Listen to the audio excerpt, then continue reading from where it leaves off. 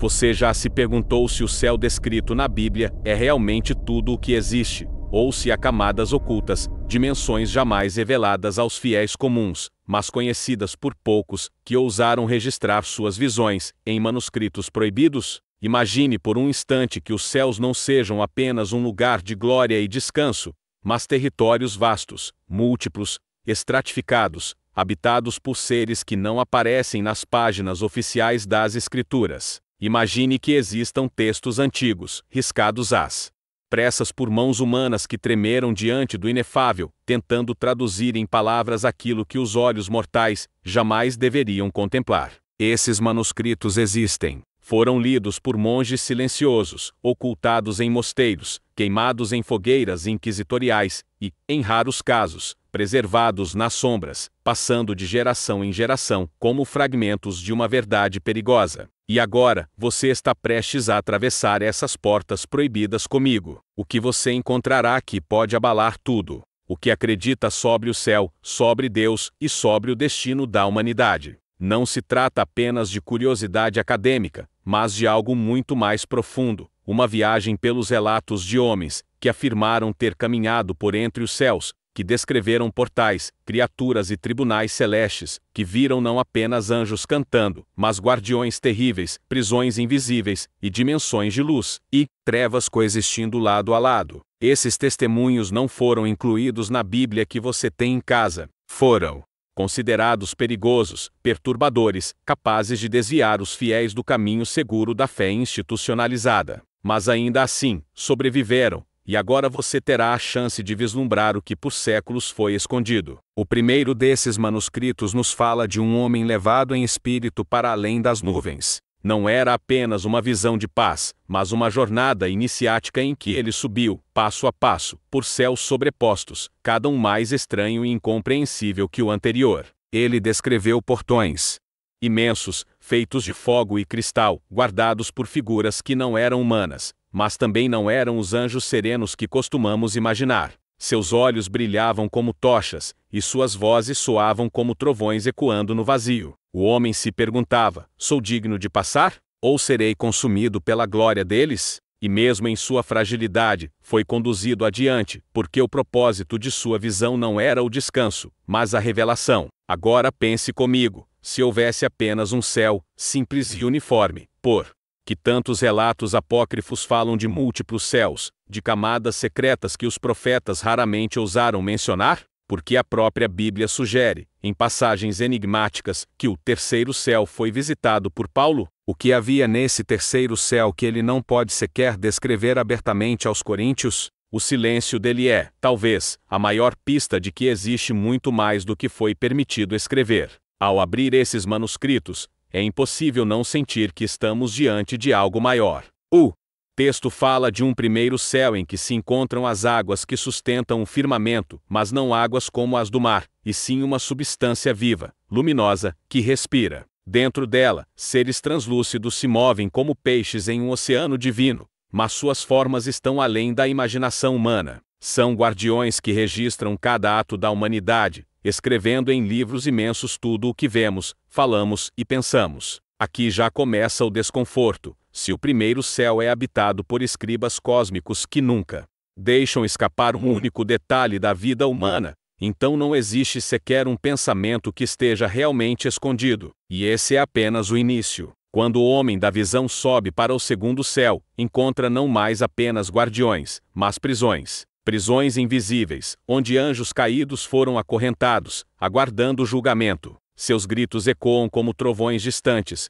e seus olhos queimam de ódio e arrependimento. E você pode se perguntar, por que esse tipo de descrição foi censurado? Talvez porque seja perturbador imaginar que até mesmo o céu, lugar que associamos à perfeição e paz, contenha zonas de punição, dor e julgamento. Se essa verdade fosse conhecida por todos, como isso mudaria nossa visão de Deus? Seria ele apenas amor, ou também o juiz que mantém aprisionadas as hostes rebeldes em recantos que jamais deveríamos ver? A narrativa não para aí. À medida que o homem sobe, cada céu se torna mais deslumbrante e mais aterrador. Portais flamejantes, rios de fogo que não queimam os justos, mas consomem os ímpios. Árvores cósmicas que dão frutos de imortalidade, mas que não podem ser tocadas por mãos humanas. Salões de tronos onde milhares de anjos se inclinam diante de um brilho tão intenso, que nem mesmo as palavras luz ou ouro conseguem expressar. Como traduzir o inefável? Como dar nome àquilo que não cabe em nosso vocabulário? E ainda assim, esses manuscritos tentaram. É neste ponto que eu quero que você reflita: quantas verdades ficaram escondidas porque eram consideradas perigosas? Quantos de nós fomos privados de compreender que o céu, longe de ser um lugar estático, é uma realidade dinâmica, cheia de camadas, forças e segredos? Não é exatamente isso que a religião institucional teme, que possamos descobrir por nós mesmos aquilo que só nos foi dado em fragmentos cuidadosamente controlados. E agora, eu pergunto a você: se pudesse abrir essas páginas proibidas, se pudesse caminhar junto a esse homem pelos céus, teria coragem? Ou preferiria continuar acreditando apenas na versão simplificada e confortável que nos foi ensinada? Deixe sua opinião nos comentários, porque este diálogo não é apenas uma exposição de fatos antigos, mas uma jornada coletiva em busca do desconhecido. Se você está gostando dessa viagem pelo invisível, lembre-se de se inscrever no canal e deixar o seu like. Assim você não perde os próximos episódios dessa exploração, onde vamos revelar ainda mais camadas ocultas desses manuscritos e desvendar segredos que podem transformar a maneira como você enxerga não apenas o céu, mas o próprio destino da humanidade. E o que vem a seguir será ainda mais impressionante, porque até agora falamos apenas das primeiras camadas, mas o manuscrito continua, descrevendo céus ainda mais elevados, onde seres indescritíveis entoam cânticos que sustentam o universo inteiro, onde livros celestiais guardam os destinos de nações inteiras, e onde portais de fogo se abrem para realidades que desafiam até a razão mais ousada. Prepare-se, porque a jornada está apenas começando, e o que você vai ouvir agora talvez seja a parte mais perturbadora de todas. Mas se os primeiros céus já nos deixam atônitos, imagine então atravessar o limiar para o terceiro. É aqui que a narrativa ganha um peso ainda mais enigmático, porque o texto sagrado que temos em mãos, a Bíblia canônica, menciona o terceiro céu apenas de passagem, quase como se fosse uma senha, um enigma lançado e nunca resolvido. O apóstolo Paulo diz ter sido arrebatado ao terceiro céu, mas não ousa descrever o que viu, limitando-se a dizer que ouviu coisas inefáveis, impossíveis de transmitir. Essa lacuna talvez seja uma das maiores provocações de toda a Escritura. O que poderia ser tão intenso, tão incompreensível, que até Paulo, homem de coragem e fé inabalável, preferiu o silêncio? É exatamente essa pergunta que os manuscritos apócrifos tentam responder. Neles, o terceiro céu não é apenas um espaço, mas um tribunal. Imagine uma corte celestial, onde não apenas anjos, mas forças cósmicas se reúnem para julgar, pesar e registrar. Não estamos falando do juízo final, mas de algo contínuo, permanente, como se a cada instante atos humanos fossem trazidos à presença de seres que deliberam sobre consequências, destinos e possibilidades. Essa visão perturba porque nos tira da zona de conforto. Não estamos apenas esperando um julgamento no fim dos tempos. Estamos sendo observados e avaliados agora, em tempo real. As descrições falam de livros imensos, alguns tão grandes que parecem feitos de constelações inteiras. Cada página é escrita não com tinta, mas com luz, e cada letra pulsa como se fosse um ser vivo. Anjos escribas descem constantemente à terra para coletar informações, não apenas sobre o que fazemos, mas sobre o que pensamos. Voltam e preenchem essas páginas de fogo com cada detalhe. Ao ler isso, é impossível não pensar: se até mesmo nossos pensamentos mais secretos estão registrados, o que resta do livre-arbítrio que acreditamos ter? Até que ponto somos donos do nosso silêncio interior? No centro desse tribunal, segundo os manuscritos, existe um trono que não é o trono supremo de Deus, mas um reflexo, uma representação destinada à administração dos céus intermediários. Um ser de glória indescritível, mas não o próprio Criador, preside as sessões. Sua face não pode ser descrita, porque muda constantemente, ora parece humana, ora animal, ora pura luz, ora uma sombra radiante. Ele não fala com palavras, mas com vibrações que percorrem todo o espaço, e cada vibração é entendida por todas as criaturas presentes de forma única e pessoal. Isso significa que, em uma única manifestação, Cada ser recebe uma mensagem individual, como se fosse feita sob medida para sua essência. Aqui, os manuscritos falam de almas humanas trazidas diante desse tribunal antes mesmo da morte física. São experiências de êxtase em que o espírito é arrancado do corpo e conduzido para avaliação. Alguns voltam transformados, outros jamais retornam. Quantas histórias de pessoas que entraram em transe, em estados de visão, e voltaram narrando encontros com seres de luz, não seriam, na verdade, ecos desse tribunal celestial. A religião institucional costuma chamá-las de alucinações ou manifestações demoníacas, mas e se forem lampejos daquilo que Paulo não ousou descrever? E não é só isso. O terceiro céu também é descrito como morada de jardins de delícias, mas não jardins como os da terra. Árvores que emanam melodias em vez de folhas, rios que refletem não o céu, mas o coração de quem olha para suas águas. Alguns que beberam dessas fontes dizem que viram seus próprios pecados refletidos, não como culpa, mas como consciência plena. O choque não vem de castigo, mas da impossibilidade de esconder-se. Imagine-se diante de um rio que revela tudo o que você é, sem filtros, sem máscaras. Você teria coragem de se olhar nele? E aqui eu preciso te perguntar, se tivesse a chance de atravessar esses portais e se ver nesse espelho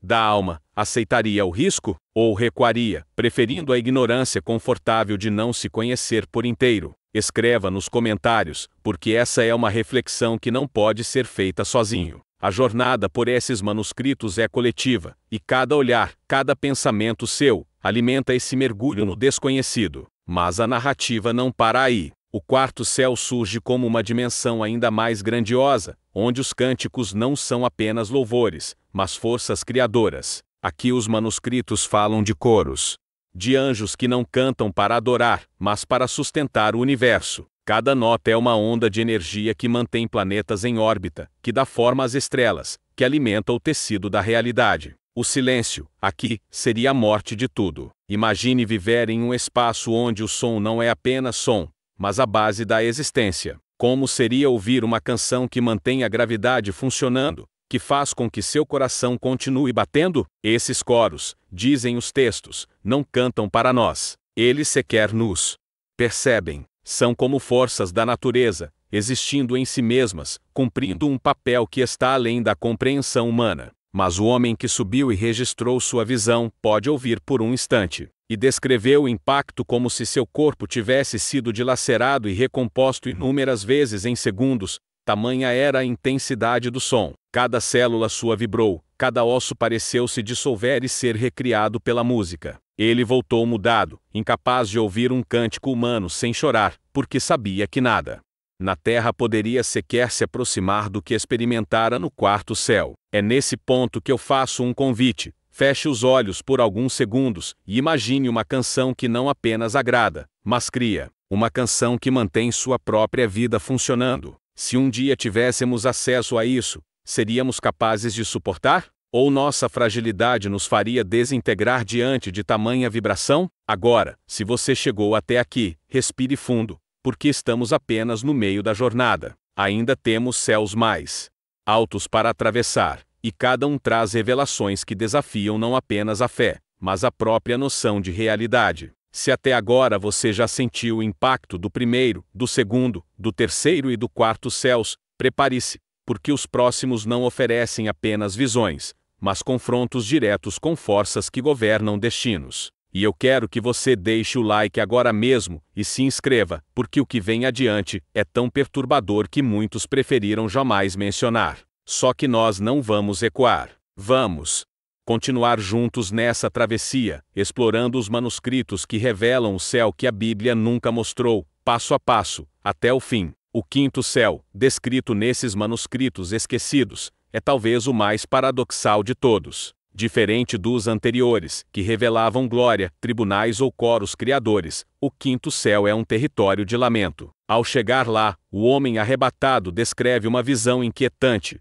multidões de seres angelicais, mas não radiantes, não plenos de luz. Eles estão caídos de joelhos, com semblantes entristecidos, como se carregassem um peso imenso. Não são anjos rebeldes aprisionados, como no segundo céu, mas também não são os coros triunfantes do quarto. São, antes, guardiões que falharam, anjos que receberam missões sobre a terra, que foram designados para guiar povos, inspirar reis, proteger nações, e que, de alguma forma, não conseguiram cumprir exatamente o que lhes fora dado. Imagine o choque de contemplar seres celestiais em sofrimento. Nós costumamos pensar nos anjos como perfeitos, incorruptíveis, incapazes de fraqueza. Mas aqui, no quinto céu, vemos outra realidade, a de que até mesmo eles, na sua grandeza, podem experimentar algo semelhante ao arrependimento. O homem que narrou essa visão ouviu seus cânticos, mas não eram cânticos de glória, eram hinos de súplica, clamores pedindo uma segunda chance, vozes que imploravam ao Altíssimo, para que suas falhas não fossem eternas.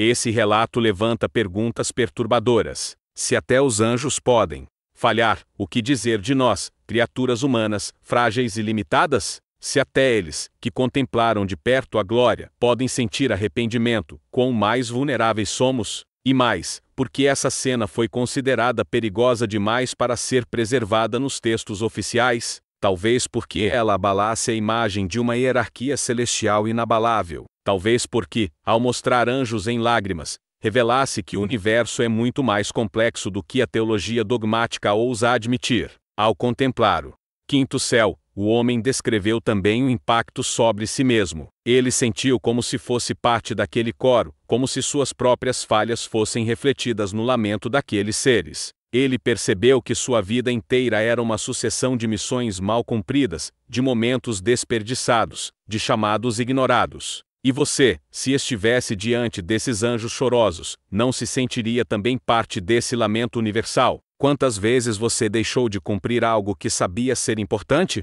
Quantas vezes recuou diante do seu próprio destino? O quinto céu, mais do que um lugar, é um espelho da consciência. Mas, apesar da dor, havia esperança. Os manuscritos descrevem que, de tempos em tempos, um clarão atravessa o quinto céu, e nesse clarão uma voz indescritível se manifesta, lembrando aqueles anjos, e também a nós, leitores tardios, que a misericórdia ainda existe, que o perdão é possível, que a história não termina no erro. Esse contraste entre lamento e esperança torna o quinto céu um dos mais humanos, paradoxalmente, porque revela que até no divino há espaço para a redenção. E assim seguimos para o sexto céu. Aqui, o cenário muda radicalmente. Se o quinto era marcado por dor, o sexto é marcado por ordem, por ciência, por conhecimento absoluto. Os manuscritos descrevem o sexto céu como o lugar onde habitam os arquitetos cósmicos, seres encarregados de organizar os destinos do universo. Eles não cantam, não julgam, não lamentam. Eles calculam. Eles decidem as leis que regem as estrelas, os ciclos do tempo, as marés da existência. Seus semblantes são serenos, mas seus olhos brilham como cristais que refletem tudo. O homem arrebatado ficou atônito ao ver rolos e livros abertos diante deles. Eram mapas, não de terras, mas de eras inteiras. Diagramas de mundos que ainda não nasceram, registros de mundos que já pereceram. Cada detalhe do universo estava ali, traçado como uma arquitetura viva. Não havia acaso, não havia improviso. Cada folha de árvore, cada gota de chuva, cada batida de coração humano estava prevista, escrita, contada. E é aqui que a tensão atinge um novo nível. Se tudo está escrito, onde fica nossa liberdade? Será que nossas escolhas são apenas ilusões dentro de um roteiro já traçado? O manuscrito sugere que sim e não. Porque, embora cada detalhe esteja previsto, cada possibilidade também está registrada. É como se o universo fosse uma imensa árvore de decisões, e cada escolha que fazemos simplesmente nos move para um dos galhos já traçados. Nada é surpresa para os arquitetos celestes, mas tudo ainda depende do caminho que escolhemos. Essa mistura de predestinação e liberdade nos coloca diante de um mistério profundo. Somos livres, mas nunca fora da visão do Criador. O sexto céu também guarda algo ainda mais impressionante. O homem ouviu conversas entre esses arquitetos cósmicos. Eles não falavam com palavras, mas suas mentes brilhavam como correntes de luz que se entrelaçavam. E nesses diálogos, ele entendeu que eles discutiam não apenas o presente, mas o destino final da humanidade. Um deles dizia que a Terra estava em perigo por causa da corrupção humana. Outro respondia que ainda havia justos suficientes para sustentar a esperança. Eles debatiam como juízes e cientistas ao mesmo tempo, como se fossem conselheiros do próprio Deus. E o homem percebeu que nossa história não é irrelevante, ela é tema de discussão entre forças que moldam o universo. Pense nisso, sua vida, por mais pequena que pareça, é um ponto de luz no debate do sexto céu. Cada ato seu pode ser levado em consideração por aqueles que decidem os rumos de eras inteiras. Você ainda acha que está sozinho? Você ainda acredita que seus atos não têm peso? Agora imagine-se diante desse cenário. Você, um ser humano comum, olhando para seres que controlam leis cósmicas, que determinam o movimento dos astros, que conhecem o destino dos povos. Que sentimento você teria? Orgulho de ser parte desse plano, ou medo de ser apenas uma peça substituível na engrenagem do universo? O homem, tomado pelo terror e pelo fascínio, mal conseguia se mover, mas foi conduzido adiante, porque havia ainda mais. O sétimo céu, o ponto culminante de sua jornada. O espaço que, de todas as camadas, é o mais indescritível, o mais santo, o mais perigoso de mencionar. E é para lá que seguimos agora, juntos, nesta travessia pelos manuscritos que ousaram revelar o que a Bíblia apenas insinuou. Antes, porém, quero que você pare por um instante e reflita: o que você faria? Se tivesse acesso a esses manuscritos, guardaria para si, com medo da condenação? Ou compartilharia, sabendo que muitos poderiam não suportar a verdade? Deixe sua resposta nos comentários, porque esta decisão é mais importante do que parece. E se esse mergulho está despertando algo em você, não esqueça de se inscrever e deixar o like. Isso nos ajuda a levar essa jornada cada vez mais longe, revelando segredos que por séculos foram escondidos. O sétimo céu aguarda, e o que será visto lá está além de tudo o que até agora experimentamos. Prepare-se, porque o clímax da jornada está chegando, e talvez você não esteja pronto para o que vai ouvir. O sétimo céu é descrito em termos que desafiam a imaginação. Os manuscritos dizem que, ao atravessar a porta para essa dimensão, o homem foi envolto por uma luz tão intensa que pensou ter deixado de existir. Não havia forma, não havia espaço, não havia tempo. Tudo era luz. Mas não era uma luz comum, era consciente, pulsante, capaz de se comunicar. Ele percebeu que cada feixe daquela luz continha não apenas energia, mas sabedoria, amor e poder ao mesmo tempo. Aqui, não havia guardiões, não havia prisioneiros, não havia lamentações ou cálculos. Havia apenas o indescritível. O homem tentou falar, tentou descrever, mas sua língua se prendeu. Ele ouviu uma voz que não vinha de fora, mas de dentro dele. Uma voz que dizia: aqui é o limite da revelação. Além deste ponto, não há retorno. Esse é o ponto mais misterioso de todos. Os textos apócrifos falam do sétimo céu como o lugar onde o próprio trono do Altíssimo se manifesta, mas descrevem também que ninguém, absolutamente ninguém, pode permanecer ali por muito tempo. É o espaço reservado à presença suprema, onde até os mais elevados anjos se cobrem com véus, incapazes de suportar tamanha intensidade. O homem viu algo como rios de fogo puro correndo ao redor de um trono, mas esse fogo não queimava. Era amor. Ao mesmo tempo, era justiça. Ele entendeu que tudo o que existe emana dali, que nada, absolutamente nada, está fora do alcance daquele trono. E então percebeu o motivo do silêncio de Paulo. Como traduzir em palavras aquilo que destrói toda a linguagem? Como contar aos homens algo que não pode ser suportado sem queimar suas mentes? E aqui chegamos ao clímax da narrativa. Porque, no sétimo céu, o homem foi confrontado com a verdade última. Sua própria existência não lhe pertencia. Ele viu que sua vida, suas escolhas, seus pecados e virtudes, tudo estava diante daquele trono, nu, transparente, inevitável. Ele sentiu vergonha, mas também sentiu um amor avassalador, tão imenso que o consumia. Era como morrer e renascer a cada instante. Nesse momento, ele recebeu uma ordem: desça e conte, mas não conte tudo. Fale o suficiente para despertar, mas esconda o que não pode ser dito.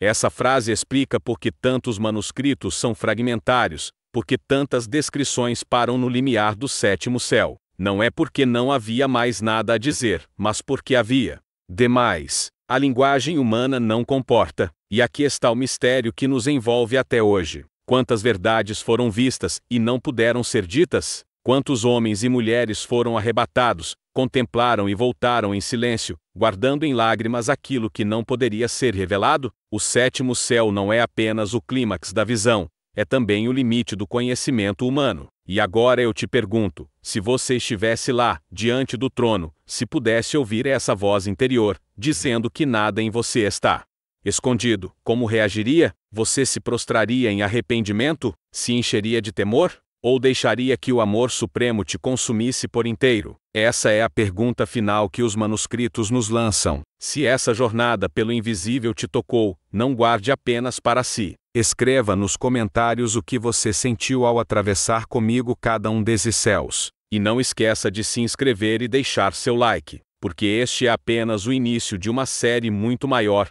onde vamos explorar não apenas os céus, mas os abismos, os segredos escondidos nas profundezas da terra e nas páginas esquecidas da história. Você está pronto para continuar? Então venha, porque ainda há muito a revelar. Ao retornar do sétimo céu, o homem arrebatado não voltou da mesma forma. Algo nele havia mudado para sempre. Os textos descrevem que seu corpo tremia, sua voz mal conseguia pronunciar palavras, e seus olhos não conseguiam se fixar em nada deste mundo. Era como se, tendo visto a eternidade, a realidade terrena tivesse perdido parte de seu brilho. Mas havia também algo ainda mais forte, um fardo. O fardo de carregar uma mensagem que não podia ser dita em sua totalidade. Pense nisso. Imagine que você recebe uma revelação que ultrapassa a capacidade humana de compreensão. Imagine que você vê segredos que poderiam transformar religiões, abalar governos, mudar a história da humanidade.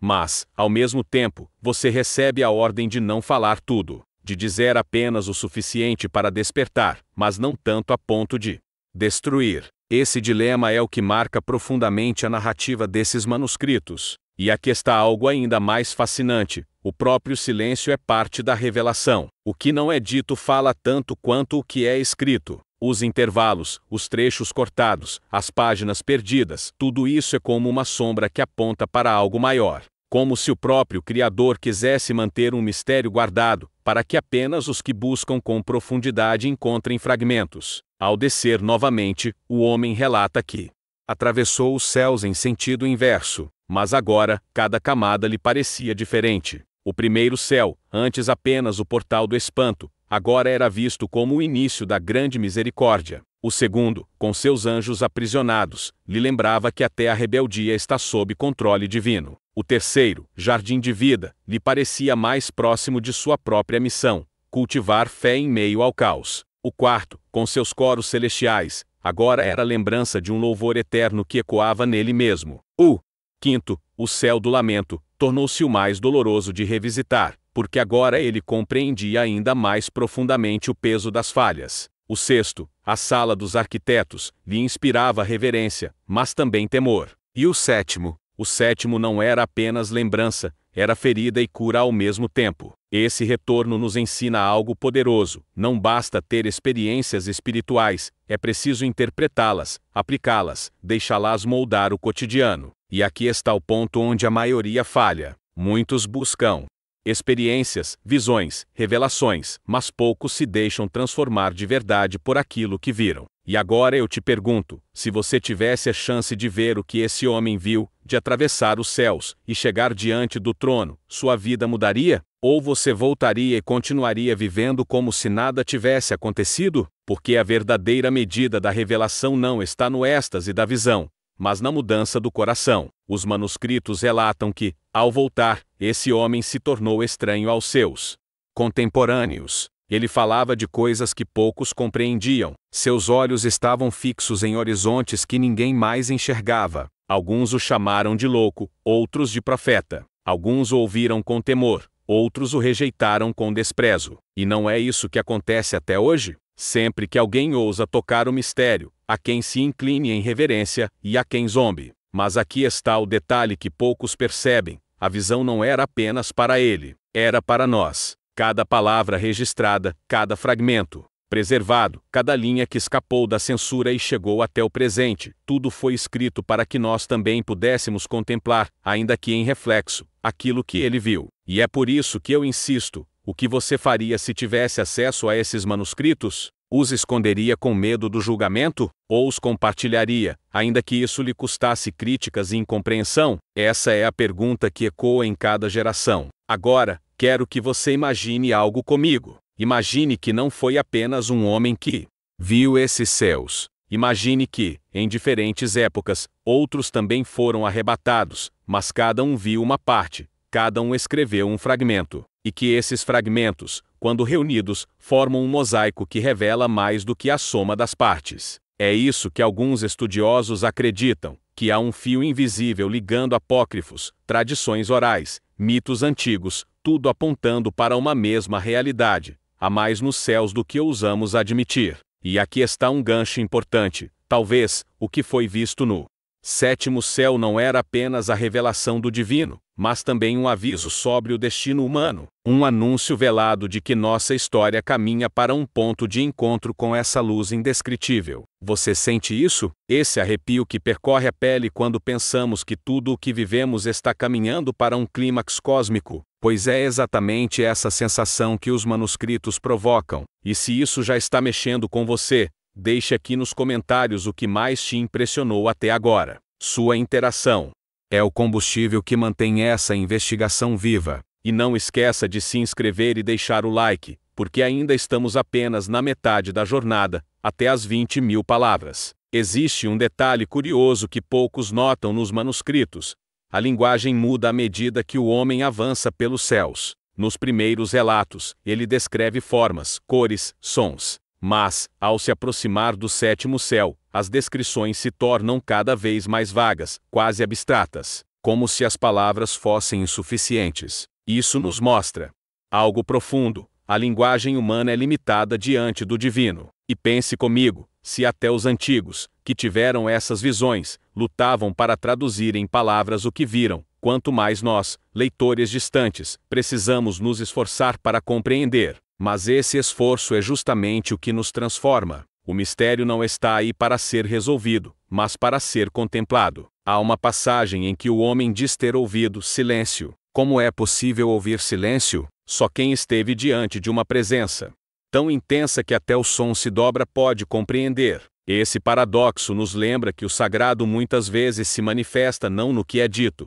mas no que é sentido. Outro detalhe fascinante: os manuscritos não são apenas relatos de visão, são também advertências. O homem é constantemente lembrado de que nem todos estão prontos para ouvir. Ele é instruído a escolher com cuidado suas palavras, a medir o quanto revelar. Isso levanta uma questão desconfortável. Será que nós, hoje, estamos prontos? Será que, se o conteúdo integral desses textos viesse à tona, suportaríamos a verdade? E aqui entra um ponto delicado. Ao longo da história, muitos desses escritos foram perseguidos, queimados, censurados. Não porque eram falsos, mas porque eram perigosos demais. Perigosos para instituições que temiam perder o controle, perigosos para sistemas que se apoiavam em dogmas rígidos. Pergunte-se, por que certos textos foram considerados heréticos e banidos, enquanto outros foram preservados? Será que o critério foi apenas espiritual, ou houve também interesses humanos envolvidos?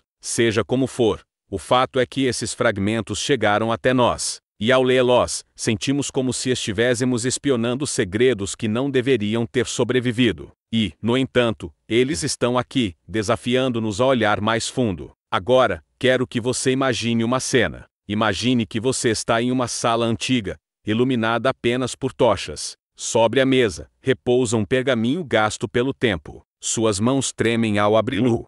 As letras, embora apagadas, ainda brilham com um mistério indescritível. E, à medida que você lê, sente como se estivesse sendo observado. Como se os próprios céus estivessem atentos ao fato de que você ousou tocar aquilo que estava escondido. Esse é o peso desses manuscritos. Eles não são apenas textos antigos, são portais. Portais que nos conectam a dimensões além da compreensão. E a pergunta é: você está disposto a atravessar? O homem arrebatado atravessou, e ao voltar, percebeu que não poderia mais ser o mesmo. Seus amigos o olhavam com estranheza, sua família não compreendia suas palavras, seus inimigos zombavam dele. Mas nada disso importava, porque ele sabia que havia visto E uma vez que você vê, nunca mais pode fingir que não viu. É isso que esses relatos fazem conosco. Eles nos colocam diante de uma escolha: continuar vivendo como antes, ou deixar que o mistério nos transforme.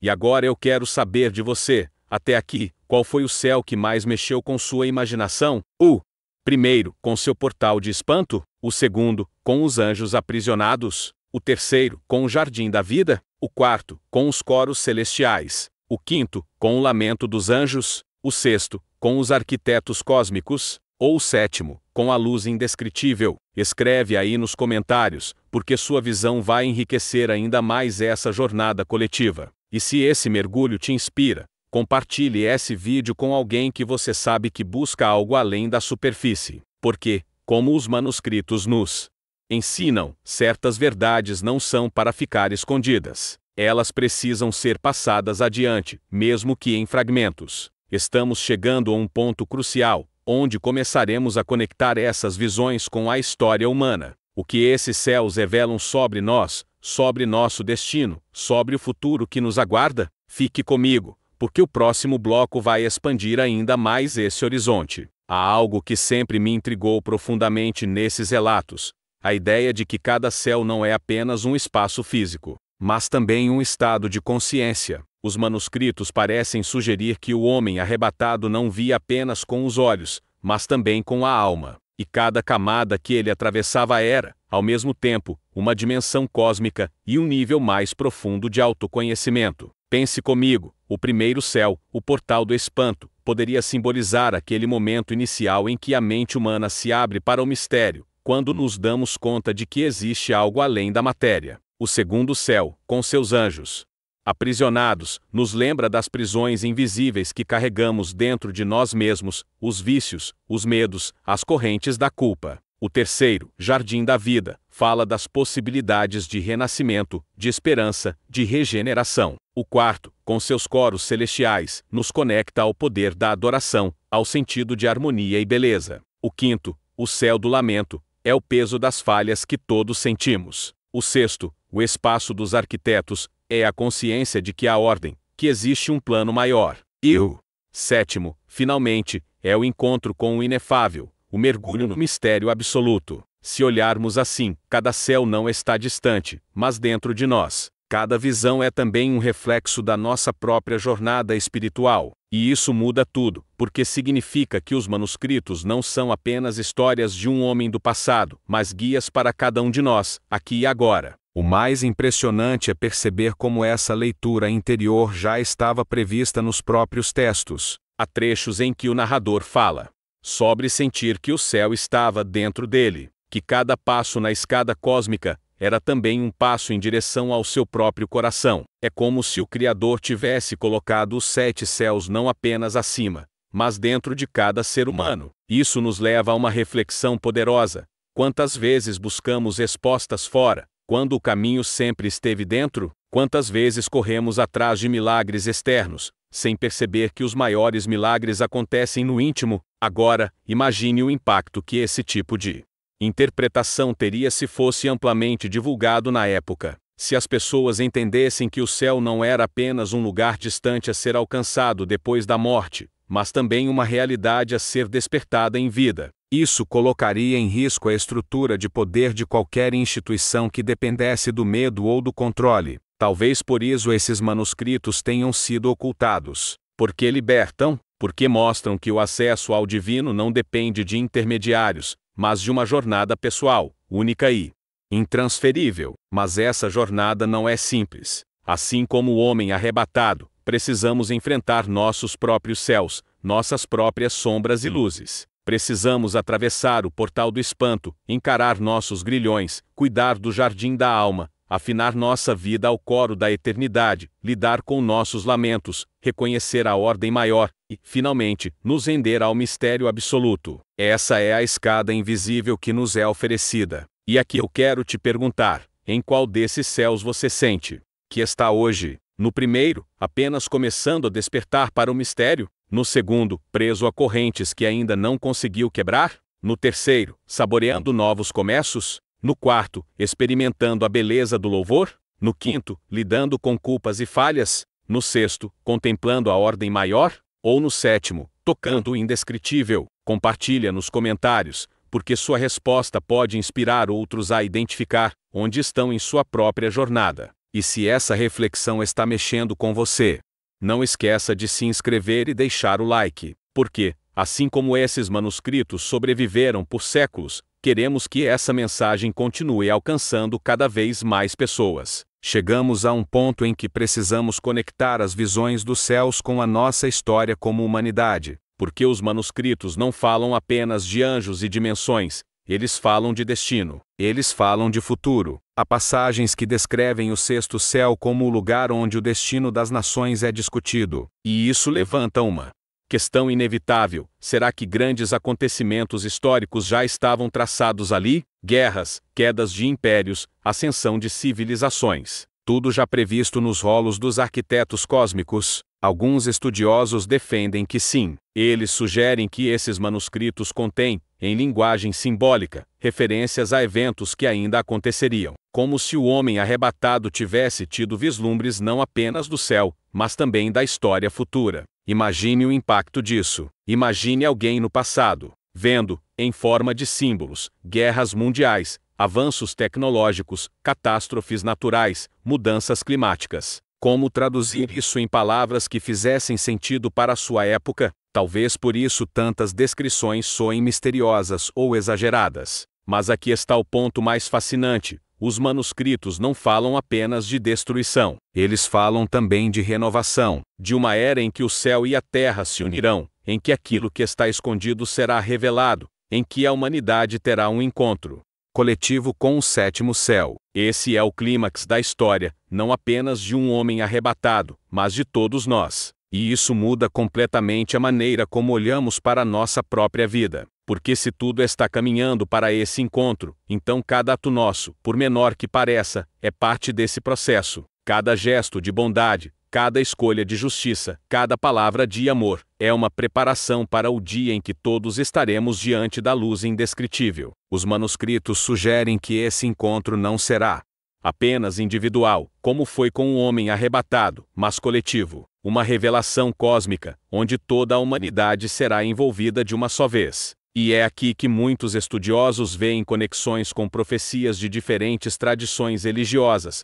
o Apocalipse, a vinda de uma nova era, o retorno do Messias, a iluminação coletiva. Será coincidência que tantos povos diferentes, em épocas diferentes, falem de um momento final em que o céu se abrirá? Ou será que todos eles, de alguma forma, receberam fragmentos da mesma revelação? E agora eu quero te convidar a refletir sobre algo profundo. Se esse encontro coletivo realmente vai acontecer, como você gostaria de estar quando chegar a hora? Preparado, com sua vida alinhada ao propósito, ou perdido, sem saber para onde olhar? Essa é uma decisão que ninguém pode tomar por você, mas eu acredito que, se você está aqui, ouvindo essa mensagem, é porque já foi chamado. Porque dentro de você já existe um eco desse mistério, uma chama que te atrai para o alto. E essa chama é o sinal de que você não está sozinho. Os manuscritos podem ter sido escondidos, queimados, censurados, mas a verdade que eles carregam nunca pode ser apagada.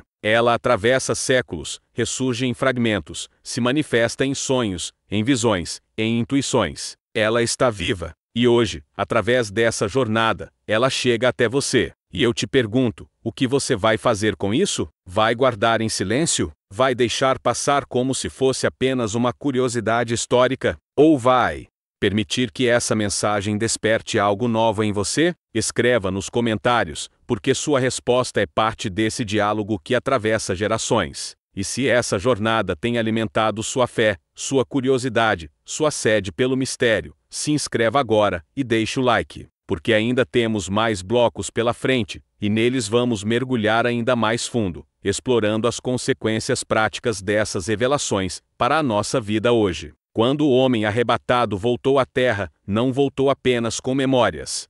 Ele voltou marcado, carregando no corpo e na alma sinais invisíveis de tudo o que havia visto. Os manuscritos contam que, por muitos dias, ele não conseguia comer, não conseguia dormir, e até mesmo conversar parecia impossível. Como traduzir em frases humanas aquilo que pertencia ao inefável? Como transformar em palavras algo que nem mesmo os anjos ousam pronunciar? Esse dilema o acompanhou pelo resto da vida, e talvez seja esse o motivo de tantas lacunas, de tantos trechos interrompidos. Não é que o homem não quisesse contar, é que ele não podia. Havia limites impostos pelo próprio Criador, e havia limites de linguagem, de compreensão humana. E, ainda assim, algo transbordava. Em seus olhos havia um brilho diferente. Nas suas palavras, mesmo as mais simples, havia uma profundidade que ninguém conseguia ignorar. Uns diziam que ele estava louco, outros afirmavam que era um escolhido, mas todos sentiam que havia nele uma marca do céu. E aqui eu quero trazer isso para você, porque,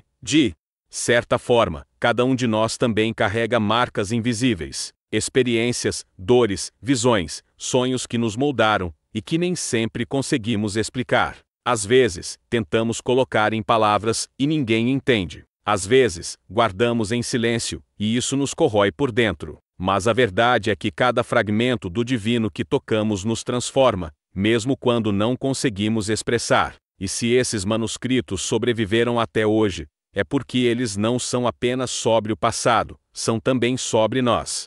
Eles nos lembram que existe um chamado, que há uma escada invisível diante de cada um, e que subir por ela é tanto privilégio quanto responsabilidade. Mas aqui surge um ponto crucial: o que fazemos com as revelações que recebemos? Porque o homem arrebatado não recebeu aquelas visões apenas para si. Ele foi instruído a escrever, a transmitir, ainda que de forma fragmentada. Ele se tornou ponte entre o céu e a terra. E essa é a mesma função que nós, hoje, podemos assumir. Não apenas acumular conhecimento, mas compartilhar. Não apenas receber, mas transmitir. E aqui entra um gancho poderoso. Será que você já percebeu que também pode ser portador de uma mensagem? Talvez você nunca tenha sido arrebatado ao sétimo céu, mas suas experiências, suas lutas, suas vitórias, sua fé, tudo isso também pode despertar outras pessoas. O homem do manuscrito entendeu isso. Ele sabia que seria criticado, que seria chamado de insano, que seria perseguido, mas preferiu carregar esse peso a permanecer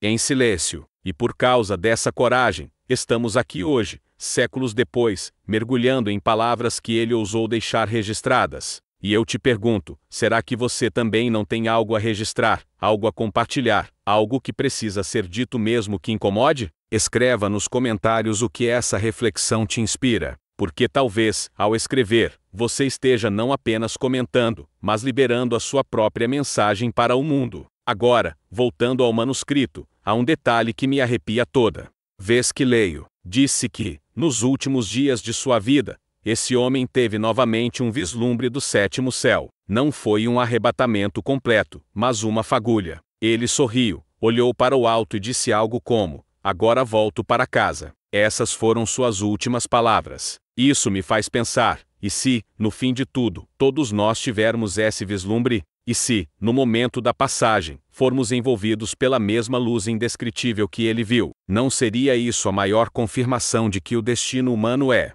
no fundo, encontrar-se com o divino? E, se for assim, cada instante de nossa vida é um preparo para esse encontro. Cada ato, cada escolha, cada palavra é uma forma de nos aproximar ou nos afastar da luz. E esse é o maior chamado que esses manuscritos nos deixam. Se essa ideia ressoou em você, se inscreva agora e deixe o like, porque no próximo bloco vamos concluir essa jornada de 20.000 palavras com um convite final, um chamado direto para você, que chegou até aqui comigo. Chegamos ao final dessa longa travessia. Foram 20.000 palavras mergulhando em manuscritos esquecidos, em céus misteriosos, em visões que desafiam a mente humana. Mas antes de encerrar, preciso te dizer, isso não é apenas uma história antiga. É também a sua história. Porque os 7 céus não são apenas dimensões acima de nós, são também estágios dentro de nós. Cada um deles é um convite. O primeiro, para despertar. O segundo, para vencer as prisões. O terceiro, para florescer. O quarto, para louvar. O quinto, para reconhecer nossas falhas. O sexto, para confiar no plano maior. E o sétimo, para se render ao mistério absoluto. Essa é a escada que você pode começar a subir hoje, agora, onde está? E eu sei, pode parecer distante, pode parecer impossível, mas lembre-se, o homem arrebatado também era humano. Ele não era um super ser. Ele era como eu e você. A diferença é que ele foi sensível o bastante para ouvir o chamado e corajoso o suficiente para seguir. E se você chegou até aqui, é porque também tem essa sensibilidade e essa coragem. Você poderia ter parado antes, poderia ter desistido no meio da leitura, mas algo dentro de você quis continuar. E esse algo é o mesmo chamado que levou aquele homem aos céus. Então aqui vai meu convite final. Não deixe essa mensagem morrer em você. Compartilhe. Comente aqui embaixo o que mais te marcou nessa jornada. Pode ser uma visão, uma frase, uma reflexão. Escreva, porque sua palavra pode tocar alguém que você nem imagina. E mais, inscreva-se agora e ative o sininho, porque esse é apenas o começo. Temos muito mais a explorar. Os abismos mencionados nos mesmos manuscritos, os anjos caídos, os livros proibidos, os segredos que ainda estão escondidos. Essa série vai continuar, e eu quero você comigo em cada passo. Mas, acima de tudo, quero que você leve essa jornada para dentro. Que você perceba que o céu não está apenas acima, mas também dentro de você. Que você reconheça que cada escolha, cada gesto, cada respiração é parte de uma preparação para o encontro com a luz indescritível. E quando esse dia chegar, quando cada um de nós finalmente atravessar o último portal, que possamos ouvir a mesma voz que o homem arrebatado ouviu: bem-vindo de volta para casa. Se essa mensagem te tocou, deixe seu like agora, se inscreva no canal e compartilhe com pelo menos uma pessoa, porque talvez essa pessoa esteja esperando exatamente por esse chamado. E lembre-se, o mistério não está aí para ser resolvido, está aí para ser vivido.